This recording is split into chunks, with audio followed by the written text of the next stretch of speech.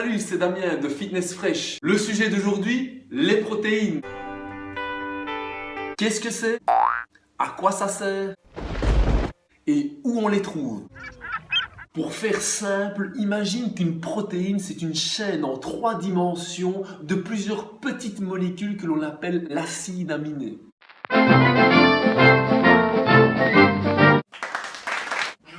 En fonction de la nature de celle-ci et du rôle qu'elle va jouer dans ton corps, les protéines sont plus ou moins grandes et jouent un rôle plus ou moins important. Ce qui nous intéresse ici, ce sont les protéines au sein de ta cellule musculaire, celles qui vont t'aider à maintenir ton capital musculaire suite à l'entraînement ou suite à la nutrition, celles qui vont te permettre de prendre du volume musculaire si c'est ce que tu cherches, ou celles qui vont éviter la fonte musculaire suite à un surentraînement ou peut-être à une carence alimentaire. Imagine que tes protéines, c'est ta brique de construction pour tes muscles. L'entraînement, généralement, dégrade un gros volume de protéines. Du coup, tu provoques au sein de ta cellule une resynthèse, une recréation de tes protéines naturelles, mais à un état légèrement supérieur. C'est ce qui s'appelle la prise de masse musculaire. Attention les fraîches, il existe un minimum à consommer et un maximum à ne pas dépasser. Le minimum de protéines à consommer par jour se situe entre 50 et 60 grammes. Ça ne veut pas dire 50 à 60 grammes de viande, 50 à 60 grammes de protéines. Tu dois comprendre que, par exemple, dans 100 grammes de blanc de poulet, si on veut parler de viande maigre, il y a environ 18 à 22 grammes de protéines pour 100 grammes. Et attention les fraîches, le maximum à ne pas dépasser est 2 grammes par kilo de poids corporel. 2 grammes de quoi? Par kilo de poids corporel.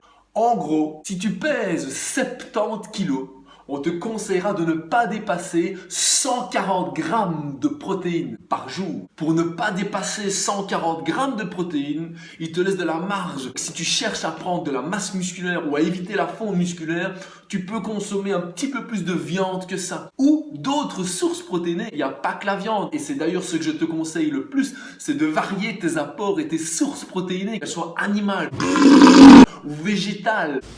Mais tu vas me dire, on la trouve où cette protéine? Alors, si tu n'as aucune philosophie nutritionnelle en particulier, et je fais allusion aux végétariens ou aux végétaliens, il est important de varier tes sources protéinées, qu'elles soient animales ou végétales. Là, tu es sûr que tu ne manques de rien. Elles ont chacune leur qualité, chacune leurs défauts, dans les grandes lignes et sans entrer trop dans les détails. En ce qui concerne les protéines d'origine animale, vous avez les viandes, rouges ou blanches, qu'elles soient un peu plus grasses ou maigres, les poissons, les œufs et tous les produits laitiers. En moyenne, dans les viandes, qu'elles soient maigres ou rouges, que ce soit du blanc de poulet, de la dinde ou des poissons, sachez qu'il y a entre 18, 20 et 22 grammes de protéines pour 100 grammes. Et en ce qui concerne les protéines d'origine végétale, vous les avez dans le corn, le tofu, le seitan, le soja, les lentilles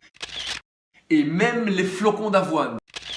Je sais, les flocons d'avoine font partie de la famille des féculents, comme les pâtes, le riz ou les pommes de terre. Mais les flocons d'avoine ont la particularité, en plus d'être une céréale riche en fibres et en vitamines, elles ont la particularité d'être riches en protéines. Elles contiennent en moyenne 13 grammes de protéines pour 100 grammes de flocons d'avoine. Tu comprends maintenant pourquoi les culturistes et les fitness de haut niveau consomment généralement des flocons d'avoine le matin, en collation et même des fois le soir avant d'aller faire dodo.